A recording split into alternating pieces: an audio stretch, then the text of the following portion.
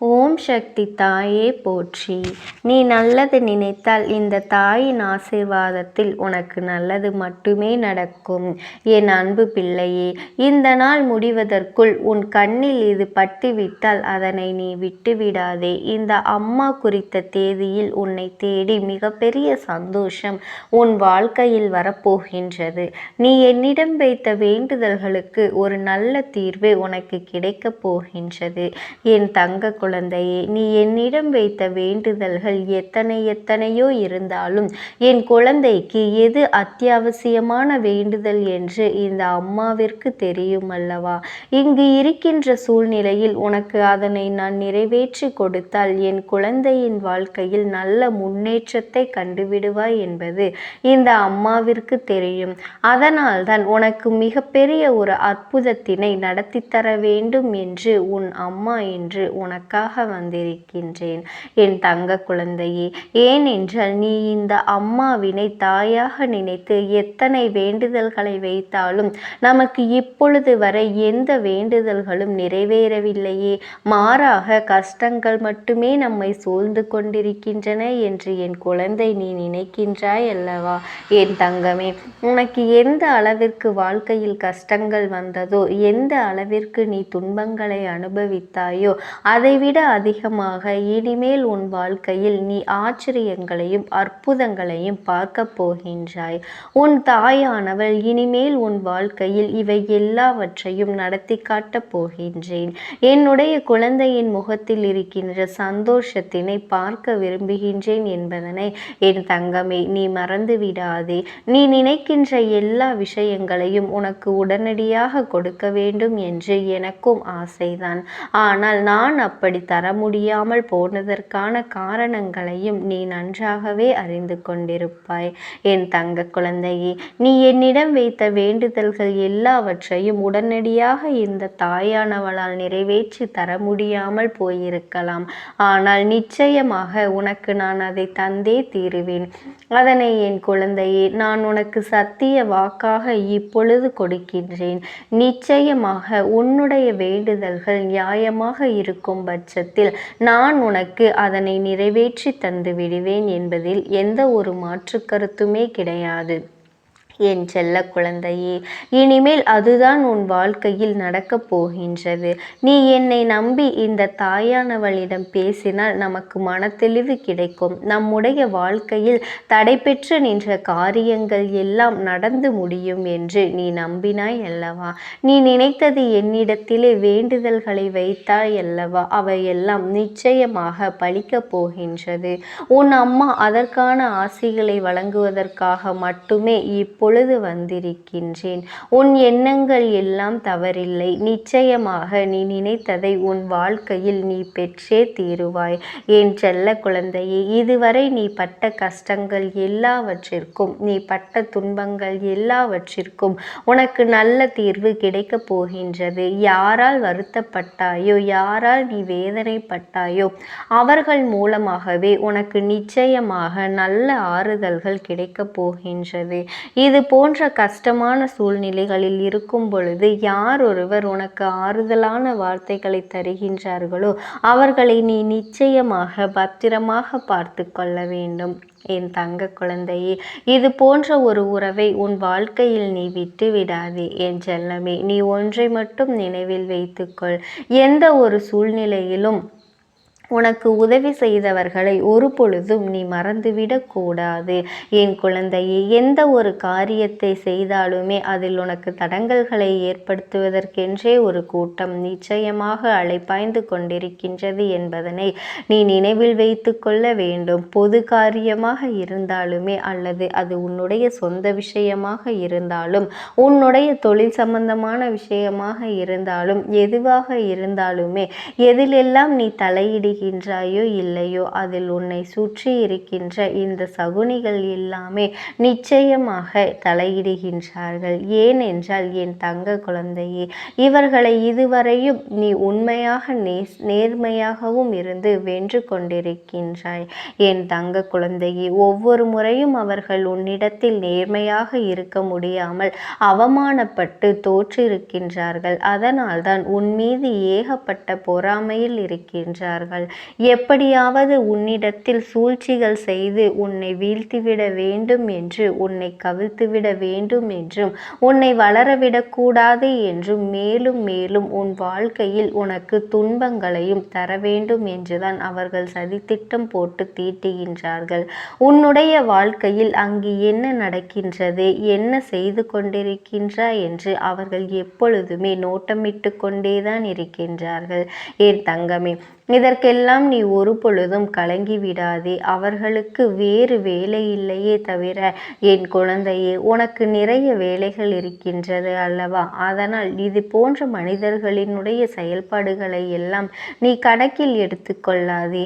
இனி எப்பொழுதுமே உன்னுடைய வாழ்வில் நிகழப்போவது எதுவாக இருந்தாலுமே அதனை நீ மனநிறைவோடு ஏற்றுக்கொள்ள வேண்டும், ஏற்றுக்கொள்ள பழக வேண்டும். ஏனென்றால் இவையெல்லாம் நீ கருவாகி இருக்கும் பொழுதே உனக்காக தீர்மானிக்கப்பட்டது. உனக்கான நேரம் வரும் வரை நீ பொறுமையாக காத்திருக்க வேண்டியது மிக மிக அவசியமான விஷயம் என்பதனை என் குழந்தை நீ புரிந்து கொண்டுதான் நடக்க வேண்டும். நீ நினைக்கின்றதை எல்லாம் உனக்கு கிடைக்கும் பொழுது நிச்சயமாக நீ பட்ட கஷ்டங்கள் எல்லாமே உனக்கு மறந்து போய்விடும். என் தங்கமே, யாரெல்லாம் உன்னை எப்படியெல்லாம் இருக்கக்கூடாது என்று நினைத்தார்களோ அதையெல்லாமே நீ கண்டு கொள்ளாமல் உழைத்தால் உன் மனதில் நினைத்த லட்சியத்தை நீ நிச்சயமாக அடைந்து விடுவாய். என் தங்க குழந்தையே, அவையெல்லாம் நீ கண்டு கொள்ளாதே. உனக்கு மட்டுமே சொந்தமாக இருக்கின்ற ஒரு பொருள் உனக்கு மட்டுமே வேண்டும் என்று என்னிடத்தில் கேட்டாய் அல்லவா? அதை நான் நிச்சயமாக உன்னுடைய கைகளில் ஒப்படைக்கப் போகின்றேன். என் பிள்ளையே, அதனை மற்றவருக்கு கொடுக்க நீ அனுமதிக்க கூடாது என்றுதானே நீ என்னிடத்தில் வேண்டுதல் வைத்தாய். நிச்சயமாக அதனை மீட்டு உன் கைக்கு நான் கொண்டு வந்து சேர்த்து விட்டேன். என் குழந்தையே, உன் தாயானவள் என்னுடைய வாக்கு ஒரு பொழுதும் பொய்யானது கிடையாது. ஒரு பொருள் உனக்கு மட்டுமே சொந்தமாக இருக்கும் பொழுது வேறு யார் கைகளிலும் அது நீண்ட நாட்கள் தங்கிவிடாது என்பதனை நீ நினைவில் வைத்து கொள்ள வேண்டும். இந்த தாயானவள் உன்னிடத்தில் சொன்னபடியே நான் உனக்கு அதை செய்து முடித்து தருகின்றேன். அந்த வேலையை நான் கொடுக்க இப்பொழுது தயாராக இருக்கின்றேன் என்பதனை நீ புரிந்து கொள்ள வேண்டும். என் தங்கமே, அதை பெற்றுக்கொள்வதற்கு நீயும் எப்பொழுதும் தயாராக இருந்தால் மட்டும் போதும். என் பிள்ளையே, மற்றவர்களின் வார்த்தைகளுக்கு எல்லாம் ஒரு பொழுதும் எந்த ஒரு சூழ்நிலையிலும் எந்த ஒரு கவலையும் நீ பட தேவையில்லை. உன்னோடு இந்த தாயானவள் நான் இருக்கின்றேன் என்பதனை மட்டும் நீ நினைவில் வைத்து கொண்டாலே போதும். என் தங்கமே, உன்னை சுற்றி உள்ளவர்களின் முகத்திரையை கிழிப்பதற்கான நேரம் இதுதான். நீ அவர்களின் உண்மை முகத்தை ஏற்கனவே நன்றாக பார்த்து விட்டாய் அல்லவா? இன்று அவர்கள் செய்கின்ற காரியங்களுக்கெல்லாம் அவர்கள் மீது நீ எரிச்சலோ கோபமோ படாதே. ஏனென்றால் அவர்கள் செய்கின்ற வினைக்கான கர்ம பலன்களை அவர்கள் நிச்சயமாக அனுபவிப்பார்கள் என்பதனை என் குழந்தை நீ நிச்சயமாக நினைவில் வைத்து கொள்ள வேண்டும். நல்ல காலம் உனக்கு ஆரம்பிக்கும் பொழுது இது போன்ற மனிதர்கள் எல்லாம் உன்னை விட்டு தூர ஓடிப்போவார்கள் என்பதனையும் நீ மறந்து விடாதே. அது நடக்கும் பொழுது நிச்சயமாக நீ புரிந்து கொள்வாய். என் தங்கமே, எப்பொழுதும் நீ புன்னகையோடு இருந்து எந்த கஷ்டங்கள் வந்தாலும் அதனை நீ கடந்து செல்ல வேண்டும். என் பிள்ளையே, உன்னுடைய கஷ்டத்தை ஒரு பொழுதும் நீ உன் முகத்தில் காட்டி விடாதே. என் குழந்தையே, நீ சந்தோஷமாக முகத்தில் புன்னகையோடு இருந்தால் அதுவே உன்னுடைய வாழ்க்கையை நிச்சயமாக வெற்றியாக்கி கொடுத்துவிடும் என்பதனை நினைவில் வைத்துக்கொள். என் தங்கமே, உன்னை சுற்றி இருக்கக்கூடிய நபர்களில் சிலர் நரியை போல நாடகத்தை நடத்தி கொண்டிருக்கின்றார்கள் என்பதனை நீ ஒரு பொழுது மறந்து விடாதே. இவர்களில் யார் நல்லவர் யார் கெட்டவர் என்பதனை நீ நிதானமாக யோசித்துதான் செயல்பட வேண்டும். என் தங்க குழந்தையே, நான் உன்னோடு இருக்கும் வரை நீ எதற்காகவும் கலங்கி கொண்டிருக்காதே. எதற்கும் பயப்படாமல் உன்னுடைய மனதை நீ பலப்படுத்தி கொண்டு திடமாக இருக்க வேண்டும். நிச்சயமாக இந்த தாயானவள் ஒரு பொழுதும் உன்னை நான் கைவிட மாட்டேன். இது போன்ற நரிகளிடமிருந்து உன்னை நான் நிச்சயமாக காப்பாற்றுவேன் என் தங்கமே. உன்னை சுற்றி இருப்பவர்களில் உனக்கு நல்லது செய்பவர்கள் மிக குறைவான நபர்களே என் தங்கமே. நீ துரோகிகளை மட்டும்தான் விரும்பவில்லை, உனக்கு துரோகங்களை செய்பவர்கள் உன்னுடைய வாழ்க்கையை விட்டு விலக வைக்க வேண்டும் என்று நீ என்னிடம் கேட்கின்றாய் அல்லவா என் தங்கமே. நிச்சயமாக உனக்கான வெற்றிகள் உன்னை தேடி வரும் பொழுது நிச்சயமாக அவர்கள் தானாகவே உன்னை விட்டு விலகி விடுவார்கள் என்பதில் எந்த ஒரு மாற்று கருத்துமே கிடையாது. ஓம் சக்தி. ஓம் ஆதிபரா சக்தி. இவரினுடைய ஆத்மாவானது உன்னோடு பேசுவதற்கு ஆசைப்படுகின்றது என் தங்கமே. நான் உங்களுக்கு ஒரே ஒரு வாய்ப்பினை உருவாக்கி கொடுக்கின்றேன். அந்த ஆத்மாவின் வாக்கினை கேட்பதற்கு இதுவே உனக்கு கிடைக்கின்ற கடைசி வாய்ப்பாகவும் இருக்கலாம். அதனால் என் பிள்ளையே, இந்த வாய்ப்பினை நீ சரியாக பயன்படுத்தி கொண்டு அந்த ஆத்மா உன்னோடு என்ன பேச நினைக்கின்றது, அவர்கள் எதை உன்னிடத்தில் சொல்ல நினைக்கின்றார்கள், வெளிப்படுத்த முயற்சி செய்கின்றார்கள், எதனால் உன்னை தேடி வந்திருக்கின்றார்கள் என்பதனை எல்லாம் நீ தெரிந்து கொள்ள வேண்டும் என் தங்க பிள்ளையே. அவர்கள் எப்படி இந்த தெய்வத்தின் அருகில் வந்தார்கள் என்று நீ யோசிக்கலாம் என் தங்கமே. உன்னுடைய இல்லத்தில் சமீபத்தில் இறந்து போன ஒருவரினுடைய ஆத்மாவானது சில நாட்களாகவே உன் இல்லத்தை சுற்றி சுற்றி வருகின்றது. இந்த அம்மா அதனை கண்டுவிட்ட பிறகு, எதற்கு இங்கே சுற்றி கொண்டிருக்கின்றாய்? நீ இருக்க வேண்டிய இடத்தில்தானே இருக்க வேண்டும். என் பிள்ளையின் வீட்டில் உனக்கு என்ன வேலை என்று கேட்ட பொழுதுதான் அந்த ஆத்மா என்னிடத்தில் சொன்ன விஷயம், எனக்கும் என்னிடத்தில் இருக்க வேண்டும் என்றுதான் ஆசையாக இருக்கின்றது. ஆனால் சில விஷயங்கள் என்னை அங்கே செல்ல விடாமல் தடுத்து கொண்டு இருக்கின்றது. எனக்கு என்னுடைய குடும்பத்தில் இருக்கின்றவர்களிடம் பேசியாக வேண்டும். என் மனதில் தோன்றுகின்ற சில விஷயங்களை அவர்களிடத்தில் சொல்லிவிட்டால் நான் மனநிறைவோடு இங்கிருந்து சென்று விடுவேன். சில விஷயங்களை நான் அவர்களோடு பகிர்ந்து கொள்ளாமல் விட்டுவிட்டேன்.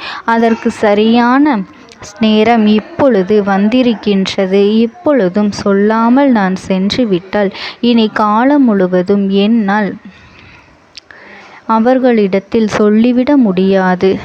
இதற்கு நீங்கள்தான் துணையாக நிற்க வேண்டும் அம்மா என்று என்னிடத்தில் வாய்ப்பினை ஏற்படுத்தி கொடுக்க வேண்டும் என்று கேட்டது. என் தங்க குழந்தையே, இப்படி இருக்கும் பொழுது அவர்களிடத்தில் சொல்லிவிட முடியாது. அந்த வாய்ப்பினை ஏற்படுத்தி கொடுத்து என் வீட்டில் உள்ளவர்களிடம் பேச வைக்க வேண்டும் என்று என்னிடத்தில் கோரிக்கை வைத்தது என் தங்கமே. இப்படி மனதிலே எந்த கெட்ட எண்ணங்களும் இல்லாமல் உன் குடும்பத்திற்காக பேச வேண்டும் என்று கேட்ட ஆத்மாவிற்கு நான் அந்த வாய்ப்பு வழங்குவது தானே முறையாக இருக்கும். அதனால் இந்த அம்மா அந்த ஆத்மாவிற்கு அந்த வாய்ப்பினை கொடுக்க முடிவுகள் செய்து இப்பொழுது உன்னோடு பேசுவதற்காக வரவழைத்திருக்கின்றேன் என் பிள்ளையே. அந்த ஆத்மாவானது உன்னிடத்திலே என்ன பேசுகின்றார்கள் என்பதனை நான் என் மூலமாக உன்னிடத்தில் பேசி சொல்கின்றேன். இந்த அம்மாவிடத்திலிருந்து தான் அவர்கள் மனதில் பேச நினைப்பதை எல்லாம் பேச முடியும் என் தங்கமே. நேரடியாக ஒரு ஆத்மாவின் குரலை உன்னால் அத்தனை சுலபமாகவெல்லாம் கேட்டுவிட முடியாது. இந்த அம்மா அதற்காகத்தான் இன்று இந்த உதவியை செய்கின்றேன். என் குடும்பத்தில் இருக்கின்றவர்களிடம் பேச வந்திருக்கின்றேன். உங்கள் எல்லோரையும் நான் இனி காணவே முடியாது என்பதனை நான் உணர்ந்து கொண்டேன். என் வாழ்க்கையில் நிறைவாக இருந்து என்னால் உங்களுக்கு கஷ்டங்கள் வந்தாலும் உங்களால் எனக்கு எந்த கஷ்டங்களும் இதுநாள் வரையிலும் வந்தது கிடையாது. நான் நினைத்தது போல இந்த வாழ்க்கையை அத்தனை சந்தோஷமாக வாழ்ந்து கொண்டுதான் இருந்தேன். என் குடும்பத்தில் இருக்கின்றவர்களிடம் பேச வந்திருக்கின்றேன். உங்கள் எல்லோரையும் இனி நான் காணவே முடியாது என்பதனை நான் உணர்ந்து கொண்டேன். உங்களோடு இருந்த இந்த காலகட்டம் குறைவாக இருந்தாலும் நான் எனக்கு கிடைத்த சந்தோஷங்களும் மகிழ்ச்சியும் ஏராளமாக இருந்தது. அதனால் எனக்கு எந்த ஒரு கவலையும் இதுவரையில் இருந்ததே கிடையாது. நான் நினைத்தது போல இந்த வாழ்க்கையை நான் சந்தோஷமாகத்தான் வாழ்ந்து கொண்டு இருந்தேன். ஆனால் இவ்வளவு காலம் எனக்கு சீக்கிரமாக என்னுடைய ஆயுள் முடிந்துவிடும் என்று எனக்கு முன்பே தெரியாது. அது தெரிந்திருந்தால் நிச்சயமாக என் மனதில் இருக்கின்ற அத்தனை விஷயங்களையும் நான் உங்களிடத்தில் சொல்லியிருப்பேன். ஆனால் எல்லோரும் நினைப்பது போலத்தானே நானும் நினைத்திருந்தேன். எனக்கும் இந்த உலகத்தை விட்டு செல்ல வேண்டும் என்ற ஆசை கிடையாது. மற்றவர்கள் சொல்வது போல எதற்காக பிறந்தோம், நாம் ஏன் பிறந்தோம் என்று ஒரு நாளும் நான் நினைத்தது கிடையாது. வாழ வேண்டும் என்றுதான் ஆசைப்பட்டேன். என்னுடைய ஆசைகள் எல்லாம் நிராசையாகும்படி இந்த உலகத்தில் விட்டு செல்ல வேண்டிய காலகட்டம் கட்டாயம் வந்துவிட்டது. என்னுடைய கடமை இங்கே சரியாக முடிவதற்கு வந்துவிட்டது. இன்று நான் உங்களோடு பேச வந்ததற்கு முக்கியமான காரணம், சில விஷயங்களை எல்லாம் உங்களோடு சொல்லாமல் விட்டுவிட்டேன். எப்படி நடக்கும் என்று தெரியாமல் நான் சில விஷயங்களை செய்தும் முடித்துவிட்டேன். அதற்காக உங்களிடத்தில் நான் மன்னிப்பு கேட்டுக்கொள்கின்றேன். இதை உங்களிடத்தில் பகிர்ந்து கொள்ள வேண்டும் என்றுதான் இன்று நான் வந்திருக்கின்றேன்.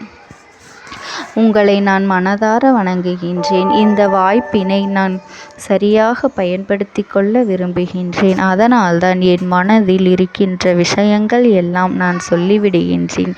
சிறிது நேரம் அமைதியாக அமர்ந்து என்னுடைய வார்த்தைகளை கேட்டாலே போதும். என்னுடைய அன்பினை புரிந்து கொண்டு அதுவே எனக்கு போதும். நான் நிச்சயமாக இங்கிருந்து நல்லபடியாக சென்று விடுவேன். இன்று உங்களோடு பேச வந்ததற்கு ஒரு முக்கியமான காரணம், நான் சில விஷயங்களை சொல்லாமல் விட்டுவிட்டேன். இப்படி நடக்கும் என்று எனக்கு ஒரு நாளும் தெரியாமல் சில விஷயங்களை செய்துவிட்டேன். அதை உங்களிடத்தில் பகிர்ந்து கொள்ளத்தான் வந்திருக்கின்றேன். என் மனதில் நினைக்கின்ற விஷயம் என்ன தெரியுமா? நான் உங்களை நன்றாக பார்த்து கொள்ள வேண்டும்.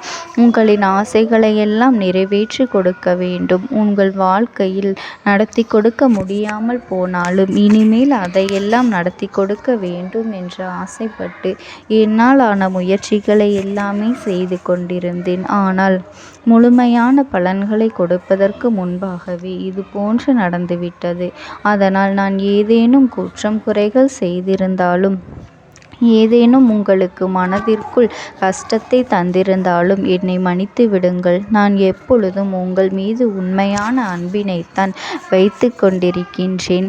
நான் ஒரு நாளும் மனதில் ஒன்றும் வெளியில் ஒன்றுமாக ஒரு நாளும் நான் நடந்து கொண்டது இல்லை.